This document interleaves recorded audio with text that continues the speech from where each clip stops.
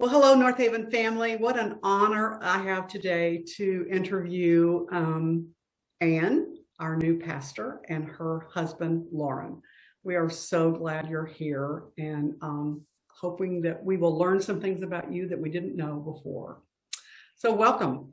Thank you, Connie. Thank you, Connie. Absolutely, absolutely. So let's get started. You know, as the Sound of Music song, let's start at the very beginning. So that seems like a very good place to start. So Ann, why don't you go first and tell us a little bit about your upbringing, where you were born, your family, your parents, your siblings, all that kind of stuff. And then we'll turn it over to Loren to answer the same question. Okay. Well, I'm afraid there's going to be a scary amount of overlap. Y'all aren't like first cousins or anything. I'm in Louisiana, you know. I was born in Pineville, Louisiana, which is a small town near Alexandria in the center of the state. It's the city my dad was born in. And so lots of family there. I was raised with two wonderful, loving, attentive parents in a Southern Baptist home. I have a younger sister who is still there in Louisiana at the same Baptist church we grew up in. And so I had a wonderful experience just in that small town as a child, knowing lots of people. And, you know, when you grow up in a small town, you can't really get in trouble without your parents finding out pretty quickly. So that's kind of the upbringing that we had, very safe and really happy childhood. So I decided, however, in late high school time that I needed to fly the coop and get out of the state. And so I enrolled at Baylor University, and that's where I went, and basically came to Texas and pretty much never went back. So Texas is a great place. Fabulous. And you, Loren, tell us about your family. Well, I am the youngest of three. I have two older sisters. My parents, my mother was a teacher, and my father was a real estate appraiser. And I grew up actually in the same town that Ann grew up in. If you call it town, I mean, she was actually in town. I actually grew up out of town. The suburbs. And so we lived on a compound before there was a word for a compound. So my uncle and aunt were next door. One of my cousins, one of my 13 cousins was first cousins was in the same neighborhood.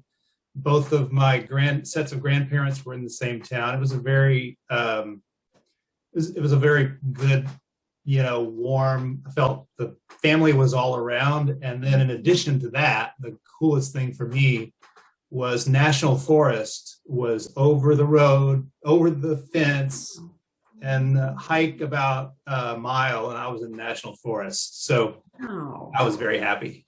Yeah.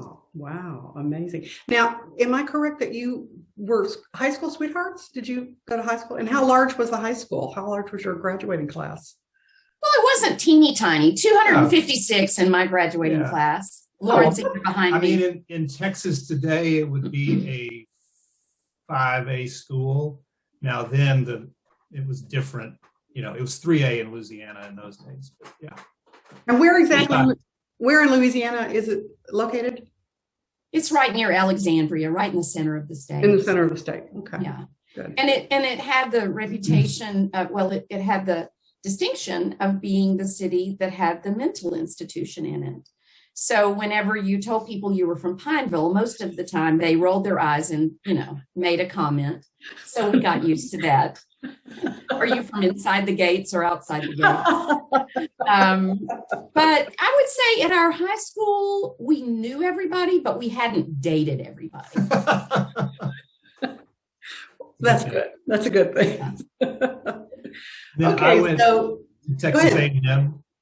And so I came to Texas, wanted to get out of Louisiana also, and out of the small town, and went to A&M. And then we got married, and then we were in student housing together at A&M, married students. Wow. Okay, so now you're all grown up and you're graduated from college, and so you had to get a real job. So, Ann, we'll start with you. What was your first real job? Republic Bank Dallas. I was in the credit training program. I had, after Baylor, Loren and I went to A&M. He stayed in College Station. I moved there and we got married and we both got masters in business. So I came to Dallas to work at Republic Bank, which is no longer, but most people who've been in Dallas for a few years remember that it was an institution in downtown Dallas. And Loren, what was your first real grown-up job? I worked at a competing bank called InterFirst Bank, which is the old First National Bank of Dallas. And both Republic and InterFirst, of course, are now part of what is now B of A or Bank of America. So. Oh, I see. So then at some point, I think babies started coming. Yeah. Yes, we bought a house in Oak Cliff on 10th Street near 10th and Hampton, and our first daughter, Margaret Ann, was born when we lived there. And at that point, I had left banking and I was in management consulting. So I was traveling and decided that maybe having a baby and a traveling job was not great. So I actually did something kind of off the wall and unexpected. I took a teaching job in the Dallas Community College District. And so I taught at Cedar Valley Community College business classes down in Lancaster. And I did that and had my little one at home. And then a second one came 19 months later, and then a third one came 3 years later. And by then we had decided to move to Rockwall. We decided we really wanted to live in a town kind of like the one we grew up in, a smaller town with one high school. And so we moved there right before our youngest daughter was born. And that's where the bulk of our child rearing years were in the city of Rockwall. And it's not a small town anymore. And when you lived in Rockwall, did you both work in Rockwall or did you drive into Dallas or what? Drove into Dallas. Or took the train later, which was nice. Wow. That was a hike. I can imagine. Wow. So you get used to it. I mean, people who commute to, you know, that's just part of it. You kind of factor that into your day, right? All the driving. So, Ann, I've heard the story. I'm not sure everybody has heard the story about kind of your revelation when your daughter asked about going into the ministry, about a question that your daughter asked you about what girls could do in church. So for people who haven't heard that story, why don't you tell them? Yeah, so we were still attending a Baptist church at this time. Our daughters were 5, 3, and an infant. And we had gotten home from church on a Sunday, went to church, a Baptist church in Garland. And we were at the lunch table. And our oldest daughter said, Mama, girls can do anything boys can do. And I said, well, sure. Yeah, they can. And I thought, what did they talk about in Sunday school today? Why is she bringing this up? And then she said, can girls be firefighters? And I said, sure. And she said, could a girl be president? And I said, sure. And she said, why can't girls take up the offering?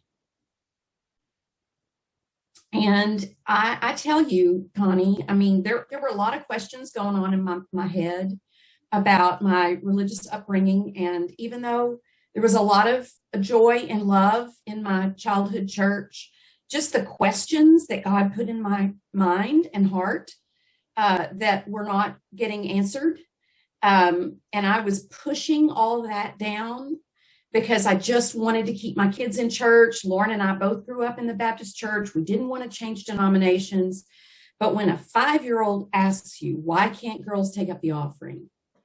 It came rushing down on me. And Loren was in the back of the house. He must have been changing the baby's diaper or something. He came back in the kitchen and I was furious. I was just like, smoke was coming out of my head.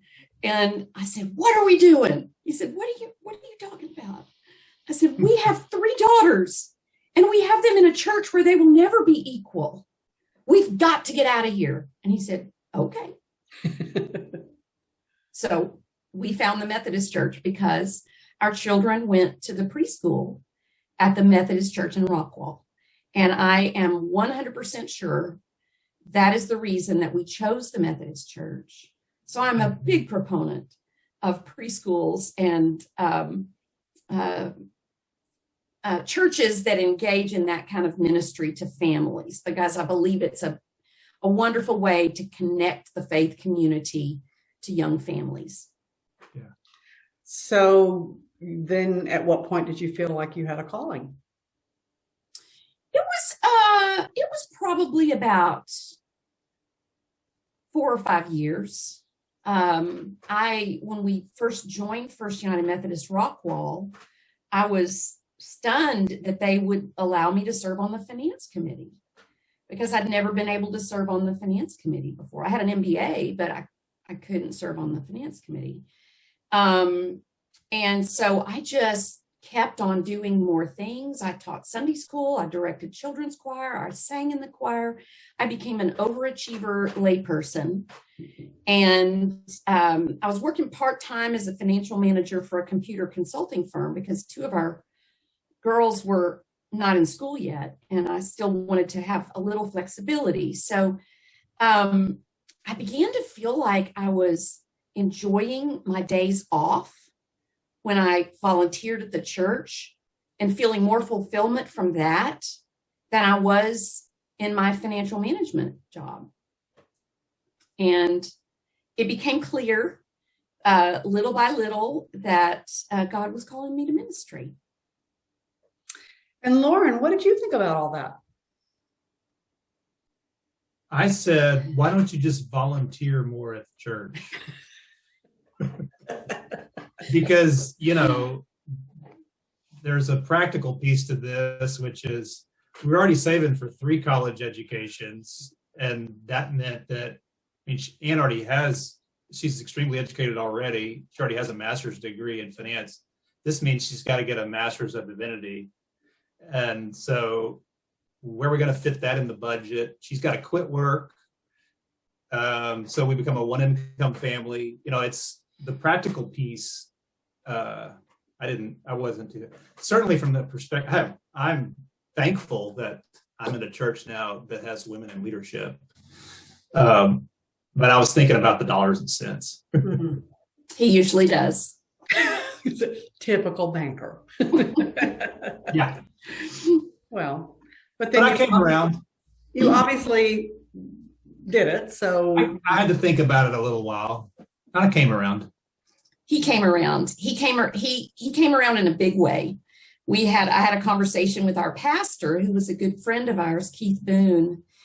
And I went to visit Keith after I had started talking to Loren about ministry, and Loren was kind of resistant. And I just went to visit my pastor, and I said, I don't understand this. I feel so called to this, and I'm not called to leave my marriage. I don't know what to do. And he said, Ann, how long have you been thinking about this? I said, well, for many months, maybe even a year. And he said, and you told Loren a week ago, and you expect him to get on board? He said, give the man a little time.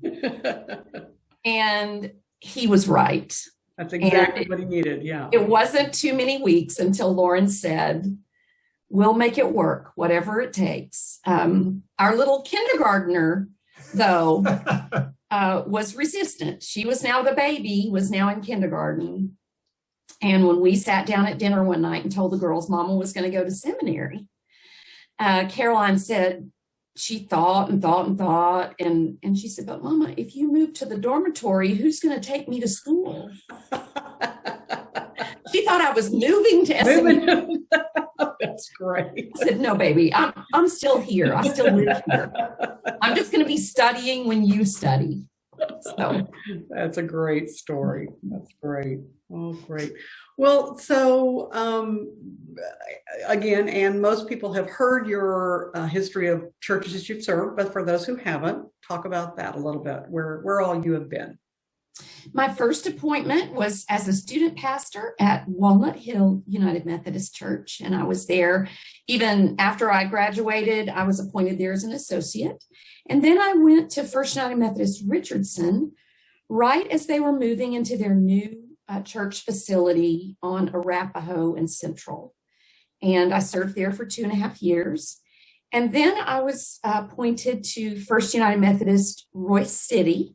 Royce City is outside of Rockwall, about 10 miles east of Rockwall on I-30. And it was a mid-year appointment after a pastoral change. That was my first senior pastor position. And after 4.5 years there, I went to Ridgewood Park, which is in East Dallas at the corner of, or near the corner of Abrams and Lovers. And then I went to First Church Dallas, to be the executive minister there, and now to Northaven. So you had a wide variety of churches, and yeah, great. Every one of them special to me in different ways. I can imagine. And Loren, have you stayed with the same bank this whole time, or what's your history of jobs? Well, I won't take you through every bank because the banking industry has had so much consolidation, but I'm still in finance. I work now for CIBC, which is a Toronto-based bank, and I am a specialty lender, and I am the quarterback point person here in the Texas market and part of Los Angeles market for our private equity clients. So when our clients buy companies, we finance them. I see. And so that's mainly what I do. Which just so I stayed in finance. That's okay. It's just specialty lending, specialty commercial lending. Wow. And pre-COVID, he traveled a lot. Oh, really? So once it's over, will you be back to traveling again? Some. I was on a Zoom call. We were talking about that just earlier with some colleagues of mine, you know, what the permanent changes will be, because we've all learned how, and we've all been able to pivot, you know, pretty successfully to virtual meetings. So what will be necessary travel in the future and what will be virtual? So yeah, there'll be some, but I can tell you I'm not going to be on an airplane 3 times a month like I was. Yeah. You know, I don't know, maybe it's once a month. It'll be interesting to see. It's a good question, Connie. Yeah, it is going to be so fascinating to see where all this lands when it's over. I heard an incredible statistic just a couple of weeks ago on NPR that they said just in Manhattan alone, just Manhattan, there are over 100 million square feet unoccupied. 100 million square feet just in Manhattan. That's more than LA, Chicago, and Dallas combined. Wow. And they don't know if and when those people are coming back.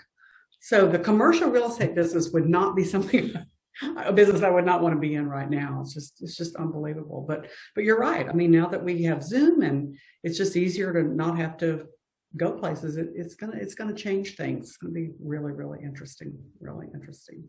So we'll shift back to church and spirituality. So we'll start with you, Loren. Do you have a favorite scripture or Bible story or something along that line that maybe anchors you or that you think about a lot? I do. It's Psalm 139, where there's no place I can go that I can be separate from Sophia, Holy Spirit. If I go to on the wings of the dawn to other shores, God is there. If I wake up in the depths of hell, God is there. So that's my favorite scripture. Ann, what about you? That's like trying to ask a mother to pick her favorite child. Favorite child, yeah. You know, but one in the Gospel of John is very special to me. It's the story of Jesus' encounter with the man born blind. And in this wonderful story, and then, you know, in John, they're never short stories. They're these long encounters, dialogues with these characters. And at the beginning, the man is blind and Jesus gives him his sight. And then over the next 50 verses or so, he gradually realizes his vision gets clearer and clearer and clearer as to who Jesus really is.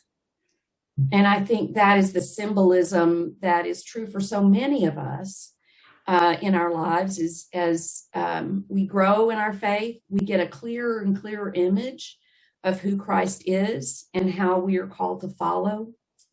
At the beginning, the man calls Jesus a teacher and a prophet. And at the end of the story, he says, my Lord and my God. So he's clear then because of this continuing dialogue. So that's one of my favorites. That's great. That's great. Cool. Okay, so now we're going to turn to funny. Okay, or interesting maybe would be a better way to put it. So is there anything about you, and I'm going to ask you each this question, is there anything about you that might surprise people to know? You know, I like, you know, you eat marshmallows on pizza, or, you know, something along that line. Is there something interesting or fun or funny that people might otherwise not know about you that you're willing to share? So, Ann, what about you? I'd rather garden than cook. Really? I love cooking. I love baking. But at any chance I get, my hands are in the dirt. In fact, just beyond the screen where I'm looking at you is a beautiful front yard that is calling to me. And when we hang up, I'm going to go out there and plant some seeds, because I soaked some moonflower seeds overnight and they are ready to be planted. I garden first thing in the morning. I garden in the middle of the day. I go out and pull a few weeds throughout the day. And for me, it nourishes my soul. And it reminds me of the miracle of life in the soil. The beauty of the plants. Sometimes the bugs get to them, and I'm not willing to put poison on my plants. So if I can't, figure out an organic way to get rid of them or pull those grasshoppers off of there, sometimes I lose a plant. That's kind of a metaphor for disappointments in life. Not at Northaven, of course, but I have been in churches where I named the weeds after grumpy church members. So our day is coming, I'm sure. When I was frustrated, too new, yeah. I could go outside and pull weeds and pretend that I was pulling out the grumpy church members. So yeah, I mean, people know that I'm a gardener, but maybe people don't realize how deep it is for me to be able to plant and grow and fertilize and watch and enjoy. And I, on the other hand, would rather chew glass. I'm not a gardener, and I kill everything. It just doesn't work, but I love to cook. So there you go. I know. Well, okay, so Loren, what about you? What's something you're willing to share with us that we might not otherwise know about you? Well, it's nothing scandalous, but I love to be out in nature. While I still can and I'm physically able, which those days may be winding to a close, but I love climbing mountains. And you may say, well, we're in mountains in Texas, but there actually are mountains in Texas, and even hills. And then if I can't climb mountains, then you'll probably find me birding, or as some say, bird watching, but the bird watchers call it birding. And you can do that anywhere. You can sit in your backyard, and bird. And so to me, that is because I'm not only seeing the birds, I'm hearing the coyotes if it's at night, or I'm hearing, the squirrels talk to me, and I'm out in nature, and it might be raining But if it's a day like today, it really is Yeah. what I like. Cool. Well, unfortunately, we're kind of at the end of things now, so we're going to ask one last question that might be perceived as moderately morbid. I hope you don't see it as being morbid, but what do you hope you're remembered for? And Loren, we'll start with you. What do you hope you're remembered for? Connie, I want to be remembered for being an advocate for the mitigating climate change. And the reason is simple. If the Earth gets to where the temperature in 2050 that we think it's going to get to, which is about 1 degree Celsius warmer than today, the Earth hasn't been that warm since 3 million years ago, which is about 2.9 million years before we appeared on the scene through evolution as human species. So we've got to figure out how to produce enough food for 7 billion mouths to feed in a warmer Earth. And we don't need to get any warmer than 1 degree Celsius above now. So it could be an existential human species question. And I don't want us to, or our children or our children's children, to have to be asking that question if we're going to survive. Exactly. And Ann, how about you? I want to be remembered as a strong, kind woman who was a mother and a pastor and who cared deeply about people and drew them close to one another so that we can learn from each other and grow together. I said when I was ordained, I felt like I had now done the 2 things that God created me to do, be a mother and be a pastor. And I think my children were my first congregation. They heard enough sermons, that's for sure.